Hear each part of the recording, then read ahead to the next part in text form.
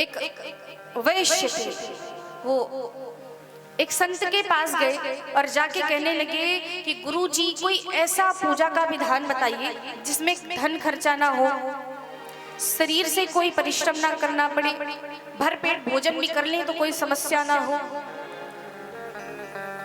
संत कहने लगे बहुत अच्छा उपाय है, मानसिक पूजा करो।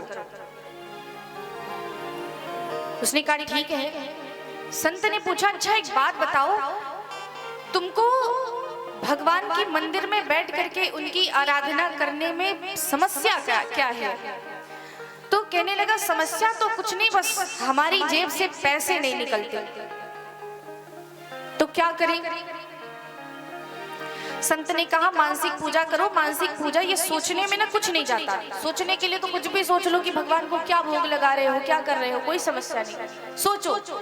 अब वो इतना कंजूस था महाराज कि उसने जीवन में कभी 1 रुपया दान नहीं किया, कभी भगवान को कोई भोग नहीं चढ़ाया, कोई प्रसाद नहीं चढ़ाया, मात्र कंजूसी के कारण। तो अब जब संत ने उपाय बता दिया तो अपने घर आया,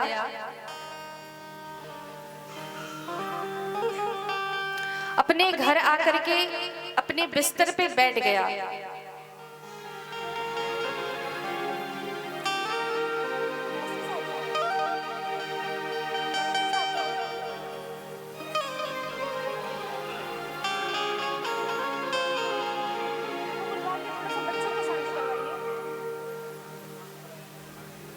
बच्चे बहुत शोर कर रहे हैं, उनको शांत करवाइए जाके।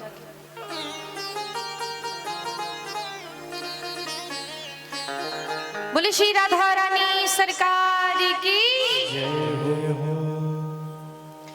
तो अपने घर में गया, एक बिस्तर पे बैठ गया। अब इतना कंजूस था कि वो मन में पूजा करते समय भी कंजूसी कर रहा है। वो क्या सोच रहा है कि भगवान की एक टूटी फूटी सी छोटी सी मंदिर है और मंदिर के सामने ही हमारा एक फटा हुआ आसन है। अब बताओ, मैं बता रही हूँ कि सोचने में कुछ नहीं जाता, पर वो सोच रहा है कि एक फटा सा आसन है और उस पे मैं फटी सी धोती पहन करके बैठा हूँ और ठाकुर जी की बड़े गरीबी से सेवा कर रहा हूँ। और ठाकुर जी ने उससे कहा कि देखो भैया, हमें भूख लगी है, कुछ भोग भी लगा दो। मन में ही सोच रहा है, मन में ही ठाकुर जी ने उससे कहा भैया हमें बड़ी भूख लगी है, कुछ भोग लगा दो। उसने कहा ठीक है। सो गया, एक कटोरे में दूध लेके आया और दूध लेकर के आया, ठाकुर जी के सामने रख दिया, बोला इसे आप पी लो।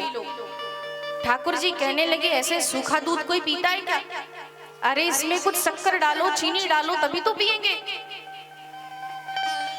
अब इतना महाराज कंजूस था, भगवान से लड़ने लगा।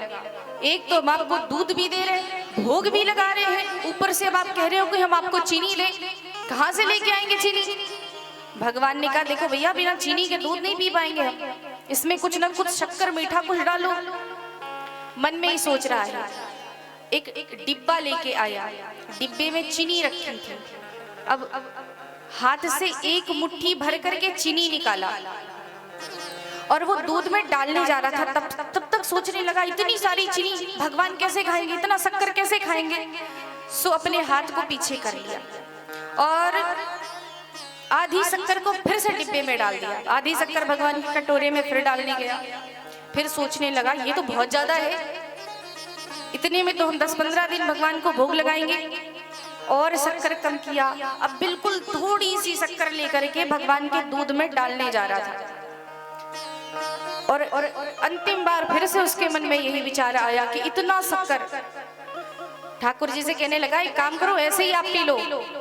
अब वो जैसे ही फिर से अपने हाथ को पीछे किया, डिब्बे में डालने ही जा रहा था, भगवान साक्षात उसके सामने प्रकट हो जाते और उसके हाथ को पकड़ लेते हैं। भगवान कहते देख भैया, इतनी कंजूसी अच्छी नहीं है, अरे कम से कम मन में तो अच्छे से पूजा करो। तो प्रायः होता क्या है, हम सभी यही करते हैं। अपने लिए तो बढ़िया सा 56 भोग, ठाकुर जी के लिए मिश्री, इलायची या एक सूखा नारियल का गोला रख देते हैं। लो ठाकुर जी आप पाओ।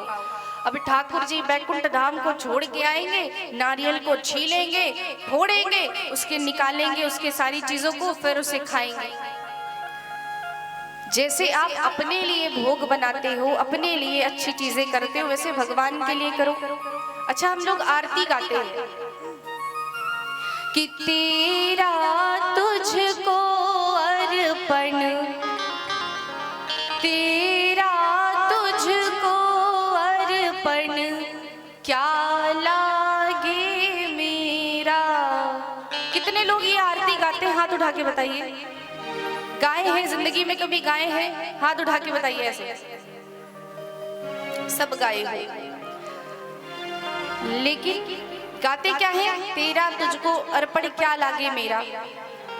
और अगर मैं अभी कह दूं कि ठाकुर जी को ला करके घर में जितने सोने के सामान हो सब चढ़ा दो, फिर बोलेंगे हाँ आप ही के लिए तो रखा है, सब मेरा है। फिर नहीं निकलेगा कि सब भगवान का है, फिर नहीं निकलेगा।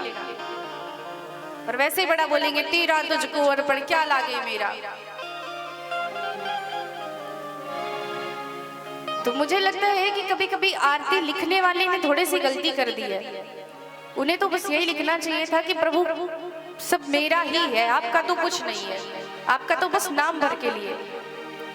कई बार मैंने लोगों के मुंह से सुना है, कहते हमारा क्या है, बूढ़े हो गए, हमको क्या। और घर में अगर दूध रखा है, बिल्ली ने गलती से जूठा कर दिया ना, तो फिर सबसे ज्यादा वही चिल्लाते हैं।